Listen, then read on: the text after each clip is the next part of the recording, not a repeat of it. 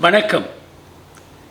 விந்துப்பைகளில் வீக்கம், விரைப்பைகளில் வீக்கம் எதனால் ஏற்படுகிறது? இதுக்கு எப்படி சிகிச்சை கொடுக்கறது? விந்துப்பைகளில் வீக்கம்ன்றது நிறைய காரணங்களால் வரும். விந்துப்பைகள் அடிபடுறதுனால நீர் கோர்த்து வீக்க வரலாம். கொசுக்கடினால் விந்துப்பைகளில் நீர் கோர்த்து வீங்கலாம். கிரிக்கெட் பால் மாதிரி ரொம்ப வேகமாக அடிபட்டதுன்னா, இல்லை மரத்துலேருந்து விழும்போது கிளைகளில் விழுந்து விரையில் அடிபட்டாலோ இரத்த கசிவுனால் வீக்கம் வரலாம். இது விந்துப்பைகளில் வீக்கம். இன்னொன்று என்னென்னா, குடல் இறங்கும். அது விந்துப்பைகளில் வீக்கம் மாதிரி தான் தெரியும், ஆனால் குடல் இறங்கியிருக்கும். முதல்ல சின்னதாக வீங்கும். இது யாராருக்கெல்லாம் குடல் இறக்கம் வரும்? இருமுறது, தும்முறது, டாய்லெட்டில் போய் முக்குறது, ரொம்ப அதிகமான இருமல், நிறைய இருமல் வந்துக்கிட்டே இருக்கிறவங்க, வயிற்றில் அழுத்தம் கொடுக்குறவங்களுக்கு வயிற்றில் இருக்க அந்த சின்ன துவாரம் வழியாக குடல் இறங்கும், கீழே விந்துப்பைகளுக்கு இறங்கும். இது ஆரம்பத்திலே கொஞ்சம் சின்னதாக வரும், அப்புறம் பெரிதாகிக்கிட்டே இருக்கும். அந்த துவாரம் வழியாக நிறைய குடல் இறங்க ஆரம்பிக்கும்.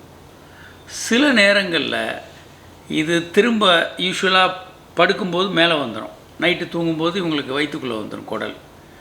திரும்ப காலையில் எந்திரிச்சு நிற்கும்போது இறங்கும்.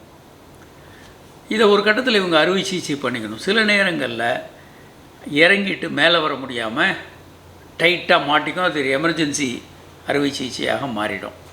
ஸ்ட்ராங்குலேட்டட் ஹெர்னியா, அப்ஸ்ட்ரக்டட் ஹெர்னியான்னெல்லாம் நாங்கள் சொல்லுவோம். அடுத்து விந்துப்பையில் வீக்கம் வர்றதுக்கு காரணம் எபிடிடைமல் ஆர்கைட்டிஸ் வித் ஃபியூனிகுலைட்டிஸ்ன்னு சொல்லுவாங்க. ஃபியூனிகுலைட்டிஸ்னால் அது அந்த எபிடிடைமிஸ் அதனுடைய தொடர்ச்சியாக போகிற குழாய்கள்லையும் கிருமி தொற்று, விந்து சேகரிக்கக்கூடிய விந்துப்பையை ஒட்டி உள்ள எபிடிடைமிஸ் அதில் தொற்று, விந்துப்பைகள்லையும் தொற்று, கிருமி தொற்று. இந்த அடல்ட்டுக்கு இது எப்போ வரும்னா, இவங்க பால்வினை நோய்கள் யாருடையாவது போயிட்டு கொனோரியா, கிளாமைடியா போன்ற தொற்று நோய்களை இவங்க பெற்று வரும்போது இது மேலே இந்த நோய்களை உண்டு பண்ணலாம். இல்லை செக்ஸே பண்ணாத இளம் பிள்ளைகளுக்கும் சில நேரம் இது வரும். ஒரு 18-19 வயது உள்ள இளம் பிள்ளைகளுக்கும் இது வரலாம், வேறு கிருமி தொற்றுனால.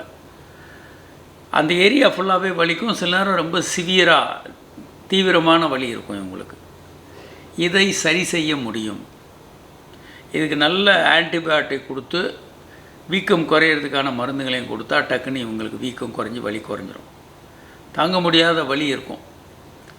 எபிடிடைமோ ஆர்கைட்டிஸ் வித் ஃபியூனிகுலைட்டிஸ் அப்படின்னு சொல்லுவோம். இந்த கண்டிஷன்ஸ் எல்லாம் விந்துப்பைகளில் வீக்கம் வர்றதுக்கு காரணம்.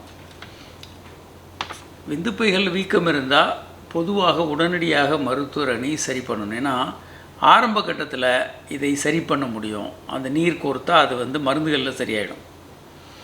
நீண்ட நாள் நீங்கள் அதை சரி பண்ணாமல் விட்டுட்டிங்கன்னா அந்த நீர் இளநீ நொங்கு மாதிரி ஆர்கனைஸ்டு ஆகிறதுக்கு வாய்ப்பு இருக்குது. நொங்கு மாதிரி அங்கேயே இருந்துடும். வேற அதை விட்டு நொங்கு மாதிரி நீர் கட்டி போயிடலாம், ரத்தம் கட்டியே போயிருக்கலாம். அதனால் ஆரம்ப கட்டத்தில் சில நேரங்களில் அறுவை சிகிச்சை பண்ணி தான் இதை எடுக்க முடியும். வேறு காரணங்கள் டிபி, பல்வேறு நோய்கள்னாலையும் விந்துப்பைகளை ஒட்டி நீர் கோர்த்துருக்கலாம். ஸோ விந்துப்பைகள் பெரிதாகிறதுனால ஆணுறுப்பு சின்னதாக தெரியும். சில நேரத்தில் ஆணுறுப்பு சின்னதாக இருக்கிறதுக்கு ஒரு காரணம் விரைப்பைகள் ரொம்ப பெருசாக வீங்கிறது. சில பேருக்கு ரொம்ப பெரிதாக விரைப்பைகள் வீங்கிடும். ஆணுறுப்பு ரொம்ப உள்ளே போயிடும். சிலர் யூரின் போனால் நீங்கள் பிடிச்சி இழுத்து அது வெளியே கொண்டு யூரின் போனால் அது ரொம்ப எம்பராசிங்கான விஷயமாக கூட இருக்கும். விரைப்பைகள் வீக்கம் வரும்போது ஆரம்பத்திலேயே சிகிச்சை அளிக்கும்போது இந்த பிரச்சனைகளை நாம் முழுமையாக தீர்க்க முடியும். வணக்கம்.